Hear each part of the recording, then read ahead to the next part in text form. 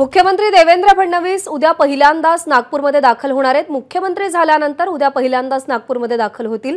फडणवीसांच्या स्वागतासाठी त्रिकोणी पार्क परिसरामधील प्रत्येक घरावर रोषणाई करण्यात आली आहे। देवेंद्र फडणवीस हे याच त्रिकोणी पार्कचे रहिवासी आहेत। मी आधी सांगितल्याप्रमाणे जसं आम्ही ठरवलं होतं आमच्या मीटिंगमध्ये की सगळ्यांनी आपापल्या घरावर रोषणाई करायची। त्याच्यानंतर आम्ही ज्या दिवशी पण देवेंद्रजी इथे येतील त्या दिवशी आम्ही इथे सगळे तेलाचे दिवे लावणार आहोत आणि सगळ्या त्रिकोणी पार्कात रांगोळी टाकण्यात येणार आहे। आमच्यासाठी आम्ही या सगळ्यांनी मिळून आता असं ठरवलं आहे की ही देव दिवाळी आहे त्रिकोणी पार्कच्या रहिवाशांसाठी। कारण शेवटी आपल्या त्रिकोणी पार्क परिवारातला एक व्यक्ती आज महाराष्ट्राचा मुख्यमंत्री म्हणून तिसऱ्यांदा शपथ घेतलेली आहे।